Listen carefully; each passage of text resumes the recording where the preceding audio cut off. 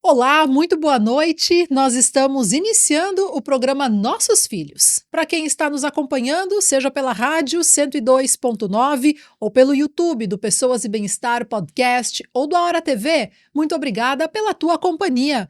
O programa Nossos Filhos está no ar para o SEAT, Educação de Excelência, que promove conhecimento, cultura e inovação. SEAT, Unidades Lajeado e Região Alta. Clínica Protege, vacinação, um ato de amor e proteção. Revita Leve, farmácia e manipulação. Cuide deste lugar bonito, chamado você. Laboratório Hermann, há mais de 60 anos, usando conhecimento e tecnologia para garantir qualidade, confiança e rapidez na entrega dos exames. Donum Saúde Integrada. Cuidar da sua saúde está no nosso DNA.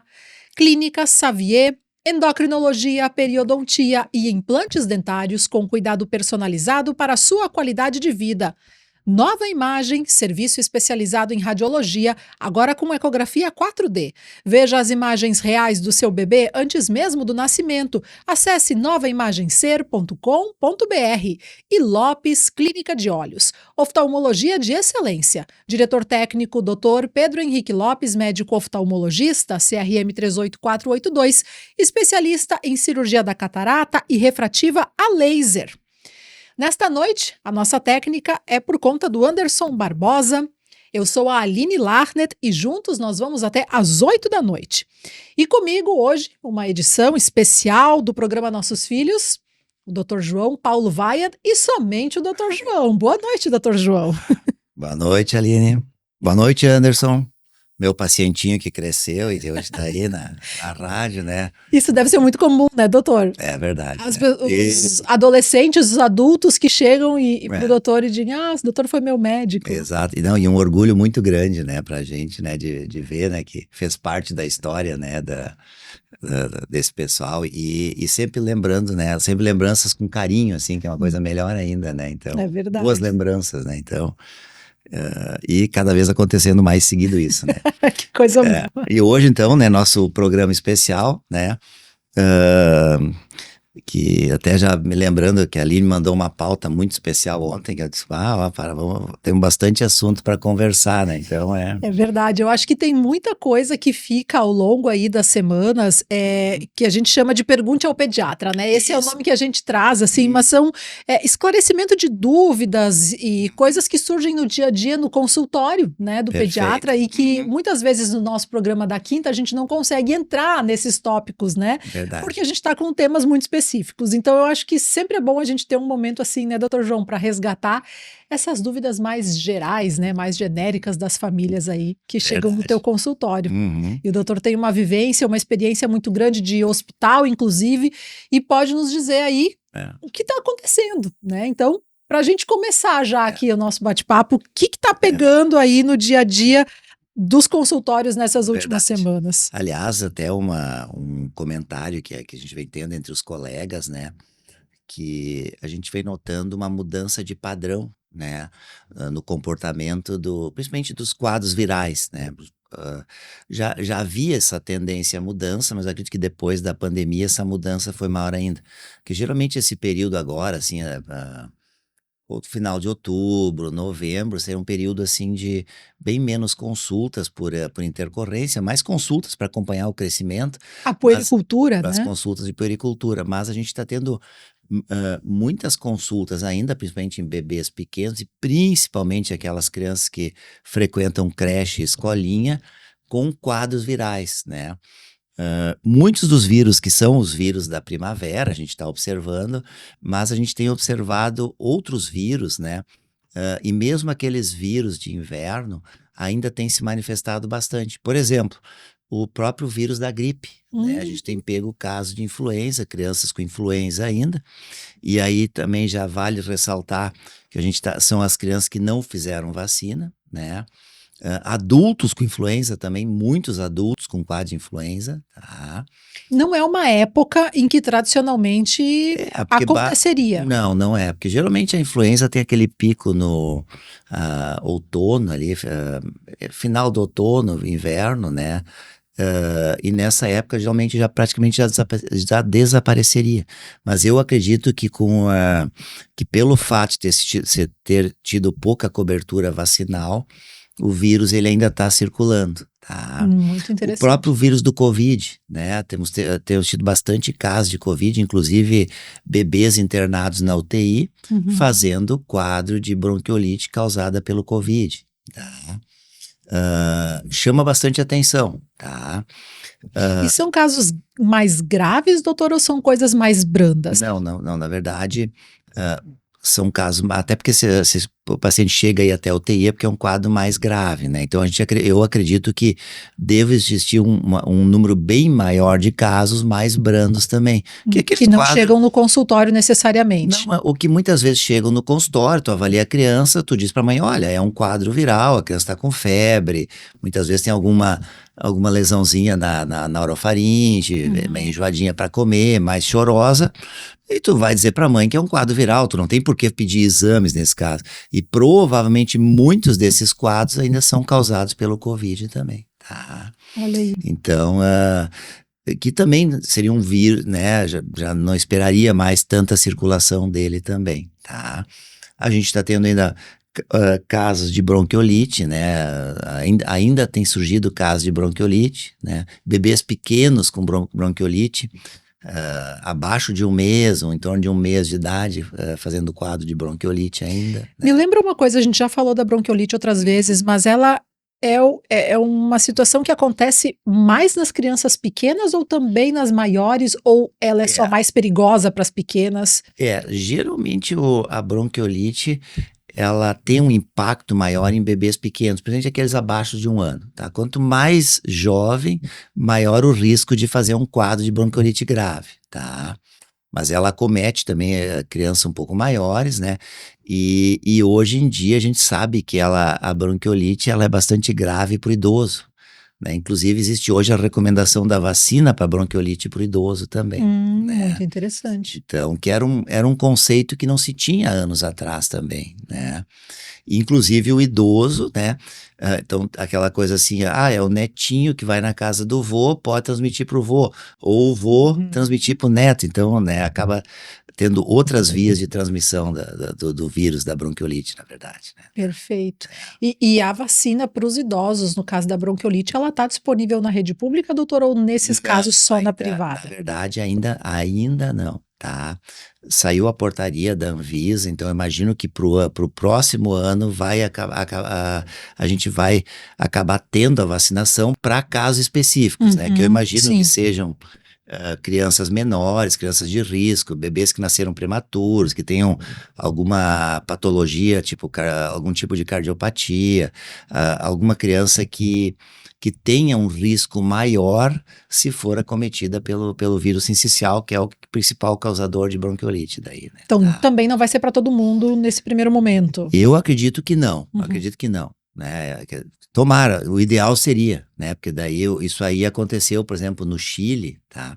Onde vacinaram todas as crianças, simplesmente o Chile não teve bronquiolite nesse ano de 2025. Uau. Né? Então, tu imagina o impacto que causaria isso. E nós passamos o inverno, né, com a UTI lotada. Se falou disso muitas vezes. Muitas vezes, né, com muitos casos de bronquiolite, né. Tivemos muitos óbitos também, não aqui, mas a gente sabe que, né, houve muitos óbitos de bebês, de crianças, né, que poderiam ter sido evitados se tivesse ocorrido a vacinação. Sem dúvida.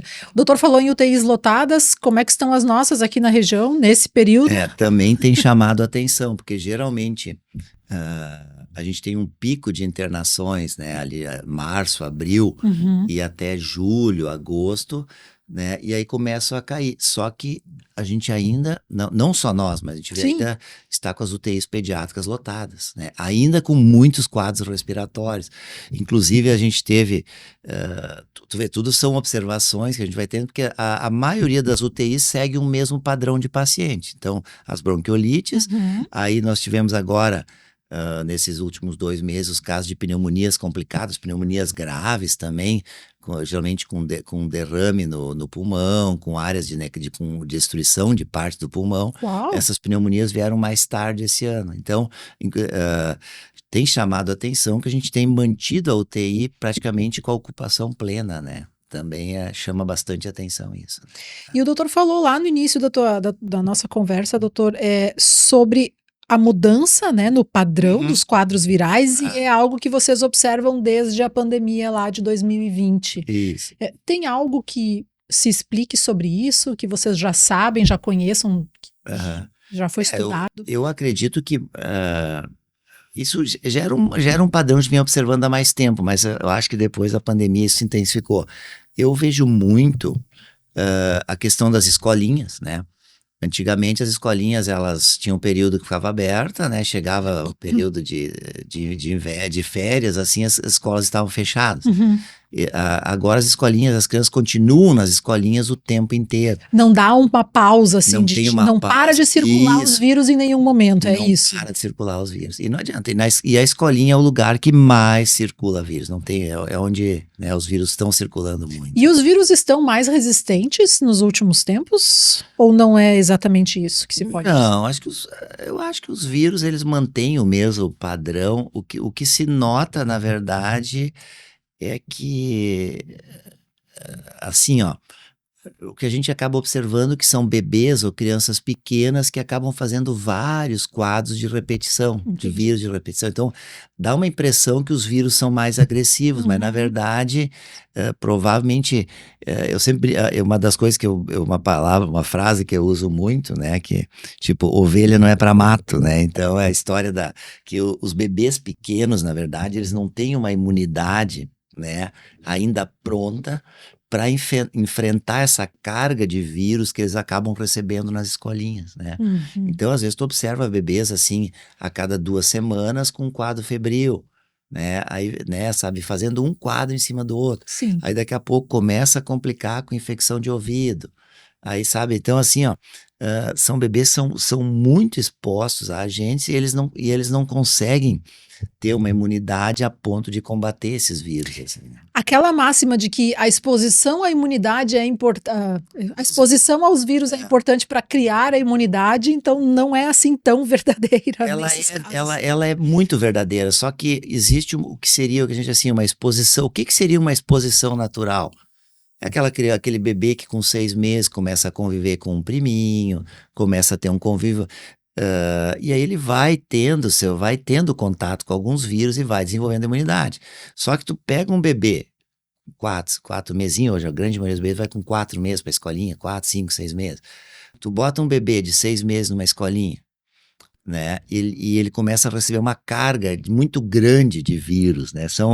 Como a gente estava mesmo comentando, é o mão, pé, boca, é o rinovírus, é o sincicial, sabe? Tem os vírus que causam gastroenterite, tem a roséola, são assim, ó, vários vírus. Então, assim, ó, e esses quadros, eles acabam causando quadro respiratório, processo inflamatório na via aérea superior, que ela é menos, o calibre dela é menor, então qualquer processo inflamatório, a tendência é ter uma resposta maior, aí o risco de acometer o ouvido também aumenta, né? Então, digamos assim, ó, é como se fosse uma exposição exagerada a um estímulo, claro, vai estimular a imunidade, vai, né? Só que, né, às custas de um impacto muito grande, principalmente nos primeiros meses. Até tem uma outra frase que eu uso muito quando os pais colocam os filhos na escolinha, né? Eu sempre digo assim, isso fui eu que inventei, se alguém mais falou, copiou. Assim, o primeiro ano da escolinha da criança, ele é muito ruim. O segundo ano é só ruim, e do terceiro em diante vai embora, tu entende? Então vai diminuindo, sabe? Sim. E as crianças vão adquirindo a imunidade, né? Então, eles vão... na verdade, isso é o que tu acaba observando, esse padrão, na grande maioria das crianças que frequentam uma escolinha. O primeiro ano ser muito ruim, meio que independente da idade com que a criança vai começar, seja os 4, 5 mesinhos, ou se ela começa lá com 1 ano e meio, 2, ainda assim vai ser muito ruim o primeiro ano? Assim, ó, não, assim, ó, aí que nós temos que pensar, quanto menor a criança, maior o impacto, né? Então, é muito ruim, por exemplo, assim, um bebê de 4 meses, assim, digamos, dos 4 meses até 1 ano e pouco, é muito ruim. Uhum. Mas ele entrou com 1 ano e pouco, vai ter mais contato, e é o que a gente observa, vai ter, mas o impacto vai ser menor, Menor. mas assusta, né? Sim. As primeiras vezes sempre assustam, Né? né, Então, doutor? quem é mãe, quem é pai, sabe, né? Mas é um padrão que a gente observa. Mas Interessante. é que, na verdade, a gente acaba usando muito isso porque são os bebês que a gente faz o acompanhamento, muitas vezes desde o pré-natal, aí o bebê nasceu, aí tu vai sentar com os pais, e aí, ó, a mãe volta ao trabalho, como é que vai ser? Vai ficar em casa, vai pra escolinha, Uhum. né? Então a gente já meio que já vai conversando sobre esses temas assim com os pais, até no sentido de De orientar orientar, eles, né? isso é fundamental, é fundamental. Porque a gente sabe, para uma família, a primeira febre do filho ninguém esquece, né? Sim. Né? Então, e a gente sabe, a criança vai para a escolinha, ele vai ter febre, É. né? Aquela criança que foi para uma escolinha, para uma creche pequena, passou 1 mês, não teve febre, opa, tu tem que ver que alguma coisa tá errada. Alguma coisa está errada. O doutor falou do mão, pé, boca. Uhum. Tá circulando esse vírus Sim.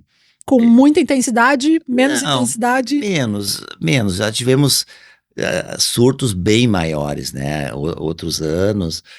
Esse ano, acho que no início do ano, a gente É teve, mas verdade. agora o vírus ele tá circulando, mas não tem um impacto tão grande como a gente já viu em outras épocas daí, né? Uhum. E tem alguma orientação especial que a gente possa falar para quem talvez está passando por isso nesse momento? Na verdade, o mão, pé, boca, ele é ele é o nome do vírus, na verdade, é o Coxsackie, né? E são 3 tipos de Coxsackie, tá? Basicamente, a característica é o quadro febril, né? Ah, tu pode ter só com lesões na cavidade oral, são pequenas aftas na garganta e realmente incomodam num bebê, né? Isso dói, então realmente eles choram para se alimentar. Aí tu teria aquele quadro só limitado à garganta, a gente chama de herpangina, e o mão, pé, boca, na verdade, é porque ele é caracterizado por dar lesões, né, hiperemiadas, e às vezes até pode evoluir para úlceras nas extremidades, na mão, no pé, mas pode dar no joelho, pode dar nas nádegas também, então é mão, pé, boca, joelho, bunda, né, então, mas geralmente ele é autolimitado, né, o quadro agudo dura em torno de 3 a 5 dias e depois vem o período de melhora daí, né? Então, Tá. talvez paciência seja É, a melhor recomendação nesses paciência. Eu casos. sempre digo assim, ó, paciência, colinho de mãe, colinho de pai, de mãe, porque isso é uma coisa que os pais têm que entender. Esses bebês né, que estão doentes, que estão fazendo um quadro febril, eles têm que ficar em casa. Eles não devem frequentar uma escolinha. Por quê? Porque eles precisam de atenção, né? Tu tem que cuidar muito da hidratação, muitas vezes acabam desidratando. E porque passa também de uma criança para outra? Isso tem a própria questão do contágio, né? Mas eu diria assim, ó, é uma maneira de tu acolher e proteger teu filho, porque ele tá doente, ele tá passando por um processo agudo.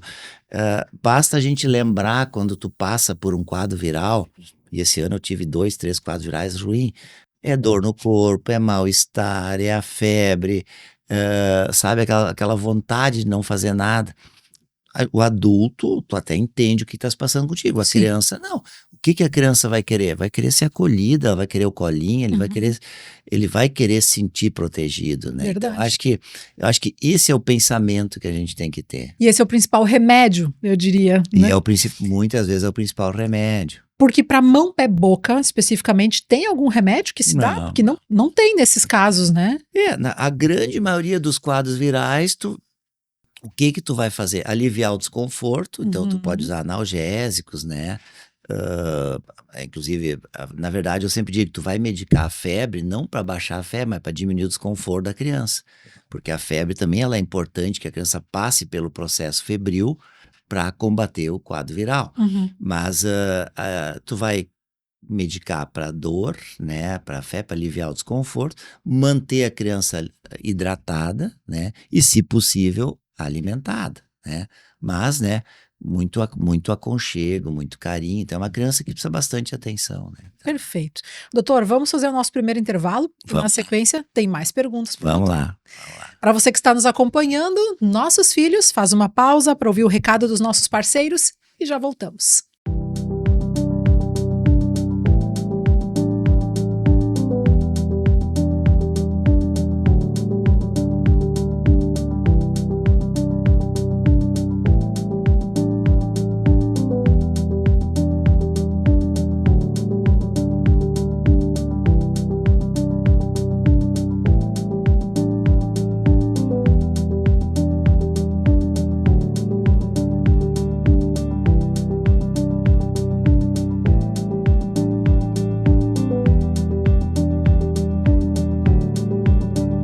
Estamos de volta ao programa Nossos Filhos para o Colégio Evangélico Alberto Torres, Clínica Protege, Revita Leve Farmácia e Manipulação, Laboratório Hermann, Donum Saúde Integrada, Clínica Xavier, Nova Imagem e Lopes Clínica de Olhos. Na edição de hoje é um especial de Pergunte ao Pediatra, com o Dr. João Paulo Vaillant. Dr. João, outra coisa que assustou muito nesse ano foram as meningites, né? Teve Verdade. muitos casos, assustou muita gente. Qual é a situação atual dos quadros de meningite? Na verdade, chamou bastante a atenção, né? Porque esse ano nós tivemos aqui no Sul dois focos, na verdade, dois surtos de meningite, né? Em Bento Gonçalves, né? Um surto de meningo do tipo B, né? Da meningite do tipo B. E na região sul, na região de Pelotas, surgiu o meningo Y, tá? Na verdade, a gente está falando de meningite meningocócica, causada exclusivamente pelo meningococo, tá?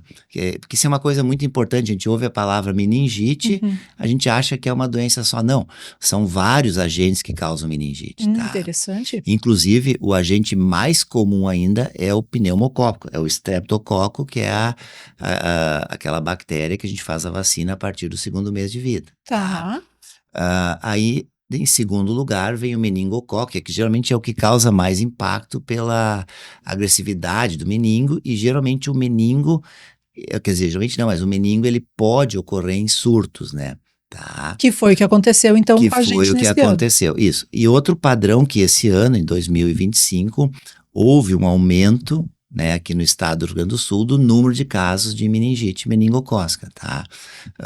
Considerando 2023, houve um aumento, para 2024 para 2023 teve um aumento, e 2025 teve um aumento de novo no número de casos, tá? Se eu não me engano, em torno de 50 e poucos casos aqui no estado do Rio Grande do Sul, né? Superando os anos anteriores, tá? E o que explica isso? Eu acho que a circulação das bactérias, né, então do próprio meningococo, tá? Porque o meningococo, ele tem uma característica, por isso que a gente tem essa preocupação, porque existe o que a gente chama do adulto carreador, que é o adulto que tem a bactéria na via aérea, tá? E ele não tem doença, só que ele pode transmitir, tá? Não se manifesta no adulto, mas sim numa Isso, criança, por então, exemplo. E aí esse adulto tendo contato com uma criança, e o contato é por respiratório, ele é transmitido por via respiratória, ele pode transmitir a bactéria para uma criança, tá? Então, por isso que são extremamente importantes as campanhas de vacinação e as vacinas, né? Tá? É verdade. Em função desses casos, está tendo também uma mudança no calendário de vacinação, porque hoje a gente tem na rede pública, tá? Somente a cobertura, para bebês, a cobertura apenas para o meningo do tipo C, tá? Que hoje não é o principal causador tanto é que a gente viu que os surtos que tiveram foi pelo B Do B e e pelo do Y, Y. que não tem, né? Então, né, os bebês não estariam protegidos dessas duas bactérias, né? Porque na rede pública a vacina não tem para esses tipos específicos. Até tem, mas em faixas etárias diferentes. Por exemplo, entendi. nós temos agora, então já tem uma mudança para esse ano, que a ACWY, que daí tem cobertura para A, para C, que a gente estava comentando, para W e para Y, vai ser dada com 1 ano, que na dose de reforço as crianças vão ganhar, provavelmente por causa dessa mudança de padrão. Entendi. Mas ainda a gente tem descoberto A B. o B, que daí só tem na rede privada. Por Entendi. enquanto, né? A gente espera que vá para a rede pública também, tá? Muito bem. Então, claro, até que se tu pensar, como a grande maioria das crianças fez a do tipo C, né, a tendência é tu tirar a C, né, de circulação e começa a circular as outras bactérias, né? Tá? Os outros meningococos, desculpa, né? Tá? Sim. Então, existe essa mudança de padrão, e que bom que o governo tá em cima e faz essa mudança no calendário de vacinação. E essa vacina ACWY também, ela é dada aos 11 anos para os adolescentes, tá? Por quê? Porque a gente quer bloquear o adulto carreador da bactéria, tu entende? Porque daí se tu vacinar todos os adolescentes, tu vai acabar também com isso tirando a bactéria de circulação. Aos 11 anos ela já está lá na caderneta prevista. Já está prevista na caderneta de vacinação. Tá? E uma vez vacinado, ali aos 11 anos, eu não tenho mais chance de contrair? Não, assim, ó, não se sabe quanto tempo de imunidade tu vai ter, mas com certeza passa de 10 anos a imunidade que tu vai ter para essa bactéria daí. Tá? Interessante. E hoje a gente tem crianças com meningite nesse momento, assim, que o doutor tem conhecimento aqui na nossa região? Aqui na nossa região, assim, ó, eu até teria que revisar, porque é tudo por semanas, assim, né? Mas aqui em Lajeado a gente não tem nenhum caso agora, né? Tá? E que eu saiba, assim, não, né? Dá para concluir, então, que já deu uma melhorada na situação. Pelo menos, assim, aquela questão de surto está controlada, tá? Perfeito. Isso também é uma coisa importante, porque sempre que tu identifica um caso de meningite pelo meningococo, tá? A Secretaria da Saúde, ela vai tentar bloquear aquela área onde possa estar circulando a bactéria. Então eles vão para as escolas, então as crianças recebem uma medicação para tentar eliminar o vírus de circulação também, né? Então existe todo um programa, uma preocupação que a gente chama de vigilância sanitária. Perfeito, tá? perfeito. São doenças que são notificadas, é uma né? doença de notificação, então, compulsória. Exatamente, né? Tá. Então, isso também é uma coisa importante, que muitas vezes os pais se preocupam, não sabe assim, não. Toda preocupação, ela já vai ser dirigida pela própria vigilância sanitária, né? Então, os pais todos serão orientados daí, né? Tá? Isso é interessante. Mas, na verdade, eu acho que o que vale a pena a gente comentar e lembrar é que, assim, ó, não deixe de vacinar os filhos, a gente vê. Isso. E o adolescente, né, o adolescente é difícil, né, ele não consulta mais, às vezes volta e meia eu pego carteira de vacinação, então as vacinas estão atrasadas, muitos adolescentes já nem sabem mais onde está a vacina, sabe? Onde está a caderneta de vacinação, né.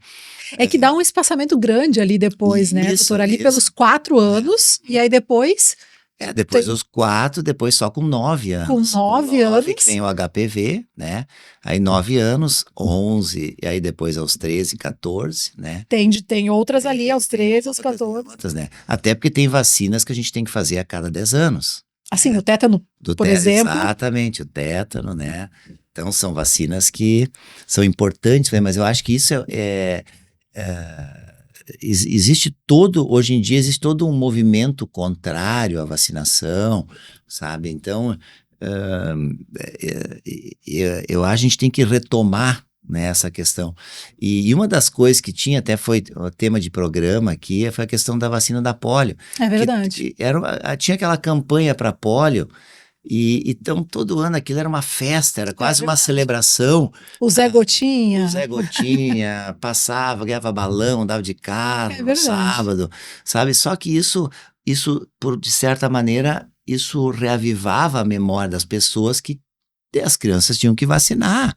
E eu me lembro que várias vezes teve campanha de vacinação para polio, só que as pessoas levavam a carteira de vacinação, era revisada, faltava alguma vacina, botava em dia. Uhum. Então, tu conseguia manter o calendário de vacinação mais em dia em função dessas campanhas que eram feitas, né? É verdade. E hoje em dia a gente não vê mais esse mesmo padrão de campanha, mas elas ainda acontecem. Inclusive Acontece. agora, recentemente, teve, né? É isso, né? Então, daqui a pouco tem a época da campanha da gripe, a vacinação da gripe, ó.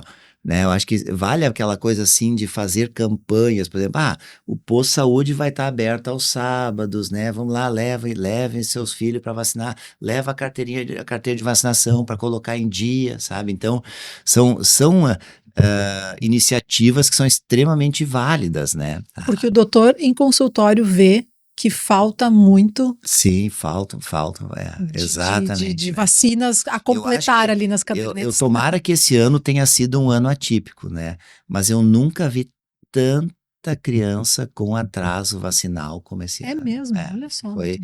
E assim, de novo, né? De vacinas que são tradicionais, que há anos é feito e não precisaria haver o medo dos pais de que as vacinas causem algum Isso, efeito. Exatamente.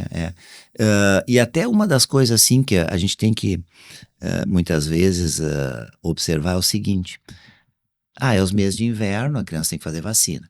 Só que daí a criança está resfriada. Aí eles levam no posto para vacinar. Não, está resfriado, não faz a vacina. Isso é errado, tem que fazer a vacina. A criança está tomando antibiótico. Não, primeiro termina o tratamento, depois faz vacina. Não tem relação nenhuma. Por quê, doutor? Eu não sei se é desinformação, parece uma coisa assim meio que...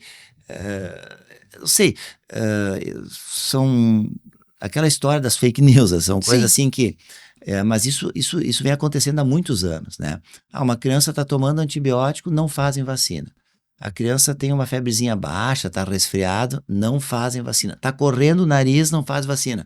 Está tomando antialérgico, não fazem vacina. Seria pelo risco de piorar o quadro que já existe? Não sei de onde as pessoas tiraram isso, sabe assim, ó. Na verdade são, digamos assim, são boatos, provavelmente alguém um dia disse, não vou fazer vacina no teu filho porque está tomando antibiótico. E aquilo foi se espalhando. E aí acaba vendo uma regra, mas ninguém sabe quem criou isso. Entendi. Porque não tem lógica nenhuma. Mas é uma coisa que é extremamente frequente, tá? Bom, e daí uma criança, conforme a faixa de idade, não estar com alguma coisa nos meses ali de inverno. É o que eu ia dizer, se tu quiser que a criança, tu levar a criança para vacinar quando não te esperar de correr o nariz, ter uma tossezinha, sabe, não tá tomando um antialérgico, não tá coisa, a criança vai ficar meio ano sem fazer vacina. Verdade. Você já pensou? Né? E eu me lembro que eu fiz muito treinamento sobre vacina na Secretaria da Saúde, treinamento em congressos, né? Uma das principais premissas da vacinação é o seguinte: não perder a chance de vacinar. Então, por exemplo, a mãe foi lá no posto para pedir uma informação, para qualquer coisa que seja, olha o calendário de vacinação, tá faltando vacina? Faz a vacina. Entende? Só que eu não sei em que ponto que acabam distorcendo esse tipo de informação e acaba acontecendo o que está acontecendo hoje. Né? Doutor João, qual é o grande diferencial de vacinar no posto de saúde ou nas clínicas privadas? Na verdade, assim, ó, em primeiro lugar, o Brasil, é uma das coisas que eu gosto de sempre ressaltar, tem um dos melhores calendários de vacinação do mundo, tá? Ele é um calendário bem completo, tá? E existem algumas vacinas novas, tá? Que ainda não foram incorporadas ao programa de vacinação e que elas são oferecidas na rede privada, tá? Então, são vacinas que, por exemplo, eu vou dar um exemplo que é bem importante, que é a vacina contra o pneumococo, tá? Que é o pneumococo, que, como eu disse antes, ela é a principal bactéria que causa doença grave, pneumonia, meningite, doença invasiva em crianças pequenas, tá? É a principal. Tanto é que a vacinação começa com 2 meses, podendo até começar com 1 mês para o pneumococo, tá? Hoje, no calendário de vacinação do Programa Nacional de Imunização, a gente tem a Pneumo 10, tá? Que protege para 10 tipos de pneumococos, tá? Que durante muito tempo serviu, protegeu, e houve uma queda muito grande nas infecções causadas pelo pneumococo. Pneumonias, meningite, caíram muito, tá? Só que, o que acontece? Existem outros pneumococos, tá? Que principalmente começaram a circular, ter um aumento de circulação pós-pandemia, tá? Uhum. E esses pneumococos causam doença pneumocócica grave, a gente chama doença invasiva grave, tá? E eles não têm cobertura nessa vacina que é oferecida na rede pública. E tu tem cobertura para eles na vacina da rede privada, tá?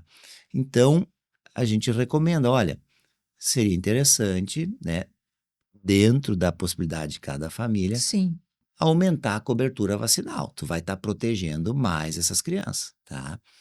Ah, então, assim, ó, isso é uma coisa assim que digamos assim, é uma coisa que é muito individualizada, tá? Até porque elas têm um custo, né? Sim. E a grande maioria das famílias não tem condições de cobrir esse custo, tá? Uhum. Mas assim, ó, existe uma campanha dentro da própria Sociedade de Pediatria, Sociedade de Infectologia, pedindo para o governo incorporar essas vacinas ao calendário de vacinação, que eu acredito que deva acontecer a partir do ano que vem. A gente espera que aconteça também, assim como está entrando a vacina da bronquiolite, que se amplie o calendário de vacinação pro pneumococo também. Perfeito. Tá? Mas para quem tiver condições, vale o investimento, né, doutor? Sempre Sem vale. dúvida.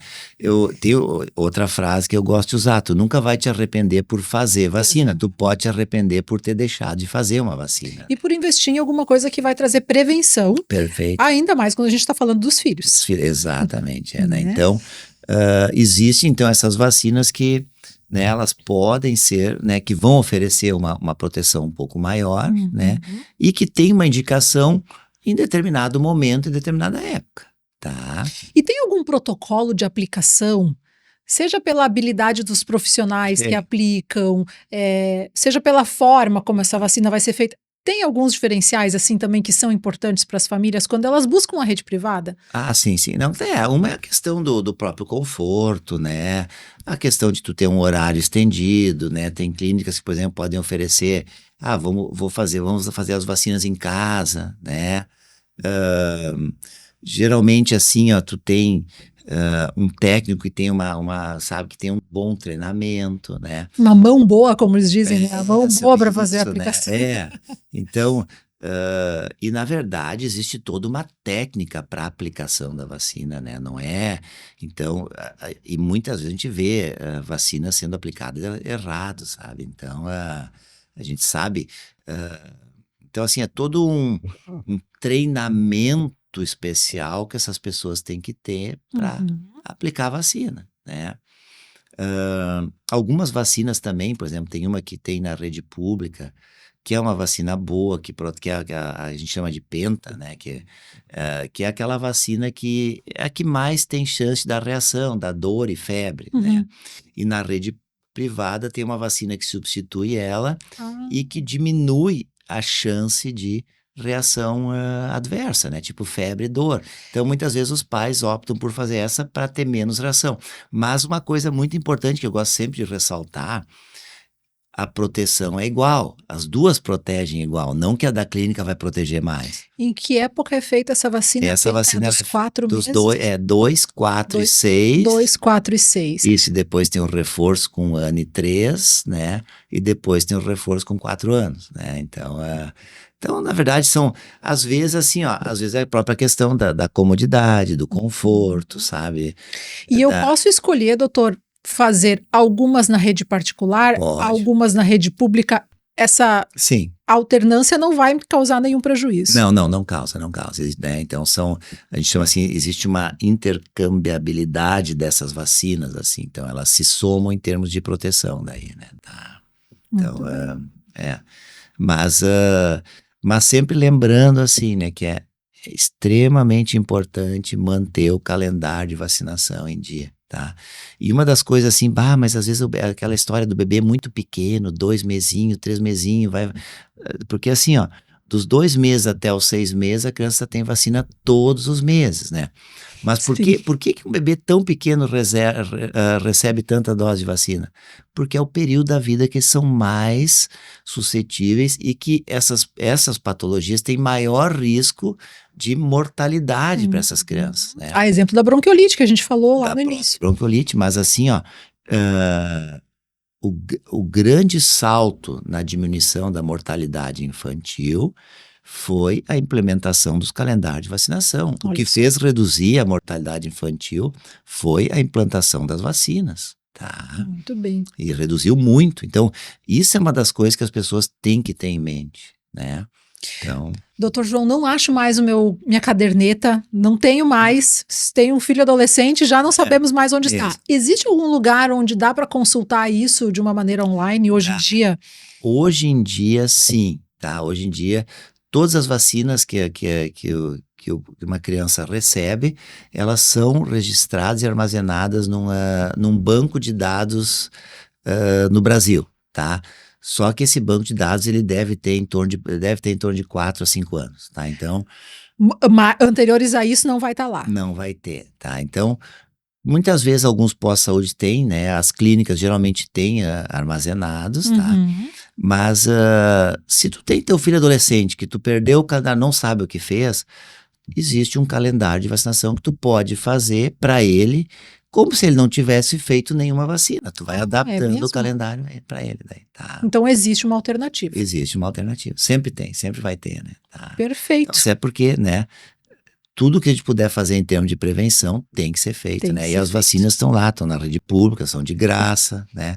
Os efeitos colaterais são pequenos, são baixos, né? Então, né, não tem desculpa para não se fazer vacina, né? Perfeito. Doutor João, vamos fazer mais um intervalo e na sequência a gente volta para o nosso último bloco. Vamos lá, então. Para você que está nos acompanhando, o programa Nossos Filhos faz um intervalo e já volta.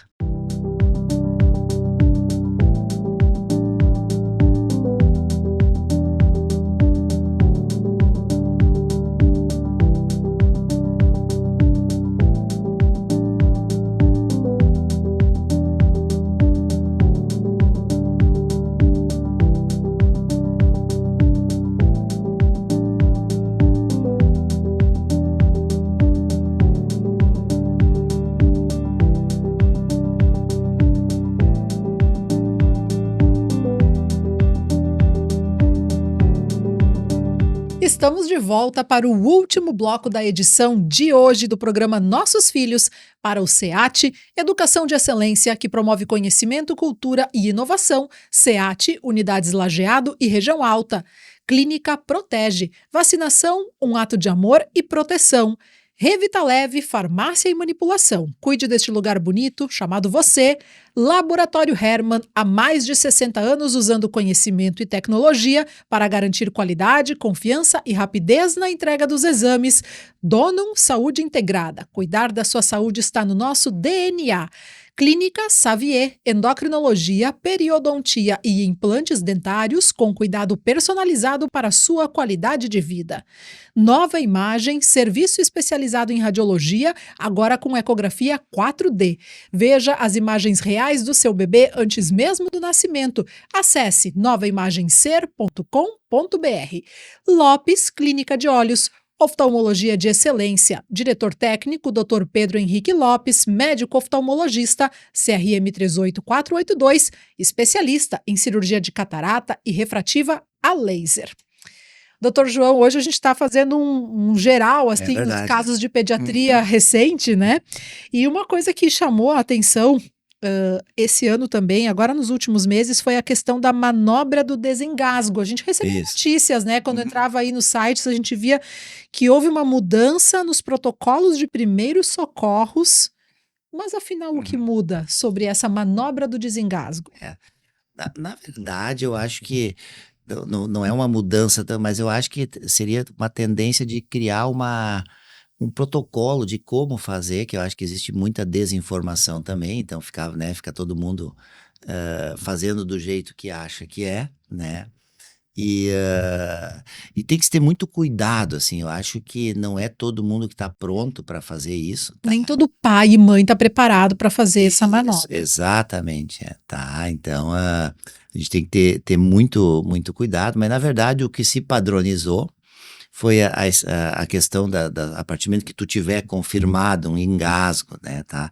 E outra, geralmente a gente está falando de engasgo de alguma coisa sólida, não é a do leite, sabe? Porque na verdade, perfeito. né, um bebê pequeno que vai se engasgar com o leite não vai fazer toda essa manobra para desengasgar o bebê. Então isso é um cuidado que tem que ter, né, tá? Quem se engasga com leite faz o quê, então, Então, doutor? geralmente, a grande maioria dos bebês que vão se engasgar com o leite, eles vai saber se desengasgar também. Então, tu vai fazer pouca coisa. A questão de tu abrir a boquinha, tentar tirar aquele excesso de leite que possa ter na boca. Geralmente, tentar manter o tórax mais baixo que o abdômen, tá? E é muito raro tu precisar fazer alguma manobra nesse bebê, tá? Então, até porque o leite ele é líquido, né? Se tu botar e a criança ela vai tossindo e o próprio bebê ele tem mecanismos que, por exemplo, quando a criança vai se engasgar, que o leite tende a ir a primeira coisa é que a glote vai se fechar. O que é a glote? É por onde o caninho, por onde vai, né, vai fechar para não ir pro pulmão, pro brônquio, tá? Sim. Então, por isso que o bebê ele começa a tossir, porque quando ele tosse ele está tentando expulsar aquilo, e ele acaba ficando roxinho, porque o ar não está passando. Então, como é que tu vai ajudar ele?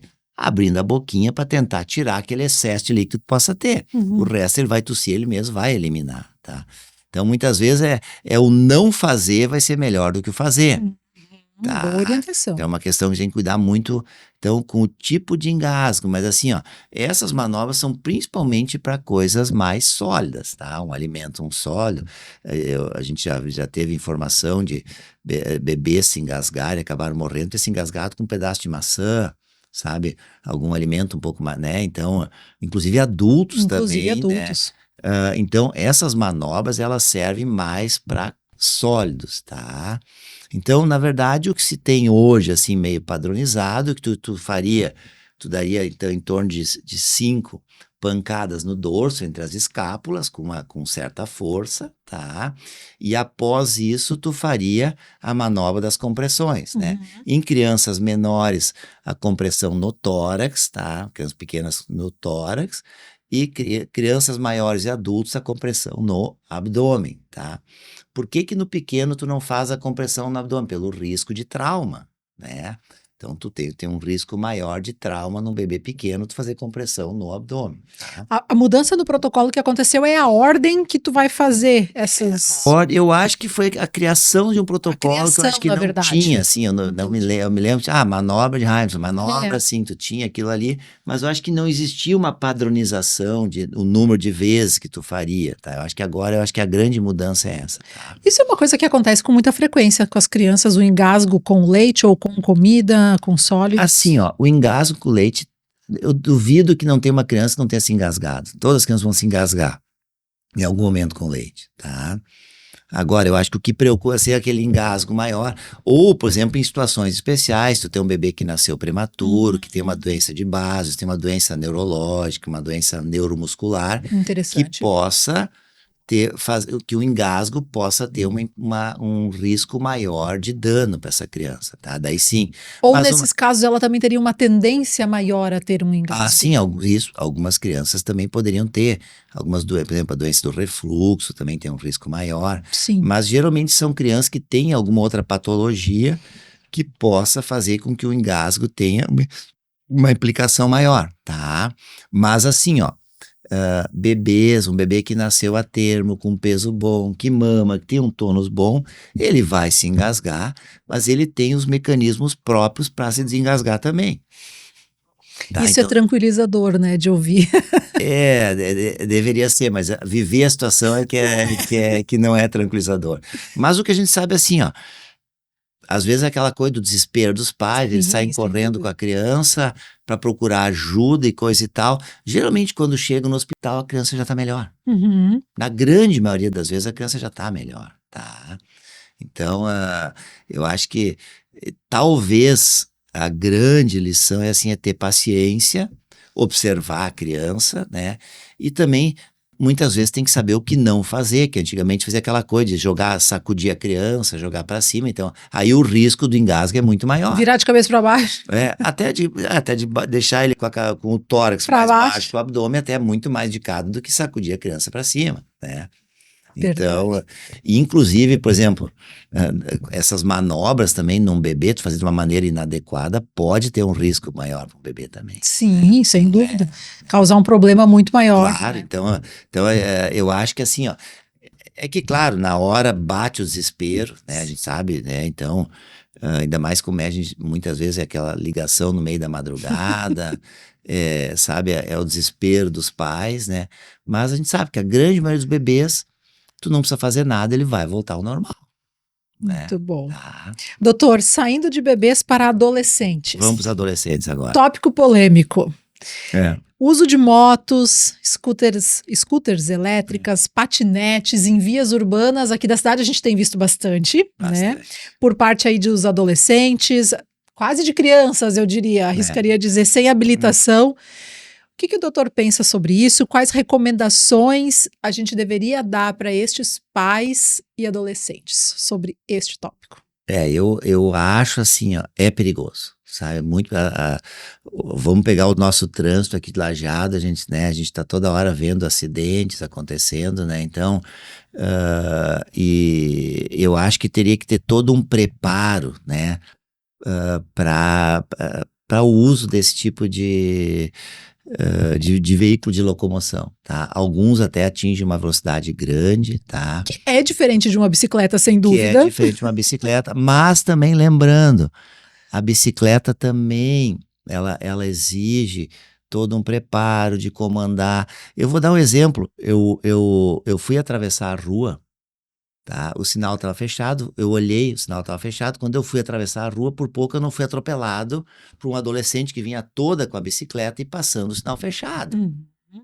Assim, foi um detalhe que eu não fui atropelado, tá? E a gente vê isso, então, o ciclista, a gente vê muito isso, o ciclista ele tem que obedecer às leis de trânsito também. Educação de trânsito para estes adolescentes e para as crianças. A gente vê muito assim o pessoal andando de bicicleta nas calçadas e andando rápido, né? O risco de atropelar uma pessoa, sabe? Então, eu acho que tudo é uma questão de educação. Outra coisa, equipamento, tá? Tem que usar capacete, tá? Diminui o risco de acidente também, acidente grave, tá? Então, assim, ó, eu acho que tudo é uma questão de educação. Acredito que para o uso desses veículos, esse patinete, essas scooter elétrica, né, possa ser liberado, mas assim, ó, tem que ter tu tem que te educar para o trânsito, né? E por si só a gente sabe que o adolescente ele é meio rebelde, né? Então, eu quero o tal do tui-tui, que chama tui ou tui-tui, né? E ganham e vão, e estão andando por tudo, né? Então, né? E inclusive teve agora, foi noticiado há poucos dias, um acidente muito grave, né? E, inclusive morreu um adolescente, né? E ele estava completamente errado, né? Então, né? Uma morte que poderia ter sido evitada. Sem dúvida, sem dúvida. E a gente sabe que a mortalidade nos adolescentes, uma das principais causas de mortalidade são os acidentes, né? Então, né, eu acho que assim, ó, o ideal é que se tivesse um treinamento para isso, tá? Os pais em casa, e aquilo ali, ó, tu tem que obedecer às leis de trânsito, não adianta. Tu não é porque tu tá com aquele que tu não vai cuidar uma sinaleira, ou que tu vai poder andar na contramão, ou que tu vai poder andar na calçada, sabe? Não é. Né? Não adianta. É um veículo e olha, em uma bicicleta descendo, vai a 40, 50 km por hora. Né? Esses veículos, como é que é o nome daquele? Essas motoquinhas elétricas. Os patinetes e as scooters. Exato, a scooter elétrica, elas chegam até 40 km por hora, às vezes algumas até mais. Então, assim, ó, querendo ou não, num impacto contra um automóvel, né? Ou contra um muro, uma coisa assim, é muito grande, né? Verdade. Então, E ainda no viés dos adolescentes, época de provas agora, final de ano, né? Enem para muita gente, vestibular para verdade. muita gente. Qual dica o doutor pode deixar para essas famílias, para esses adolescentes, para os pais? O que o doutor pode deixar para eles de orientações? Eu acho que a principal dica é diminuir o estresse, né? Então, acho que chega essa época do ano, tá todo mundo um pouco mais estressado, a gente vê as próprias crianças mais cansadas também. É Então, volta e meia é verdade. motivo de consulta. Ah, doutor, ele tá dormindo mais, ele tá mais difícil para levantar de manhã. Dor de cabeça. Dor de cabeça muito comum, né? Na criança um pouquinho maior, no adolescente, então, extremamente comum, né? Ah, Diminuir o estresse, né? Acho que assim, ó, alimentação saudável, né? Sono, né? Tem que ter horário de sono, né? O descanso, né? O repouso, muito importante, né? Hidratação, né? Ah, Isso, né? Porque assim, ó, primeira coisa, não adianta tu querer estudar tudo no final para uma prova, não adianta, né? O Enem, essas provas vestibular, Enem, são provas que vão testar o que tu aprendeu ao longo dos anos, né? O que chegou aqui, tá aqui. Tá O aqui, resto agora exato, não adianta também correr contra o exato, não vai tempo. ter. Então, e eu vou dizer assim, ó, o estresse é uma das coisas que mais atrapalha o desempenho de um estudante, né? Tá, então, Sim, sem dúvida. O nervosismo é também, né? isso, né? A ansiedade, o nervosismo, o cansaço, né? O não dormir bem, né? O não ter, sabe, um descanso adequado. A própria Verdade. alimentação também, a gente sabe, né? Muito Então, bom. acho que essa é a dica, né? Diminuir o estresse, né? Diminuir o estresse. Doutor, eu gosto muito quando a gente faz esses programas assim que o doutor, que eu te entrevisto, né, doutor? É assim.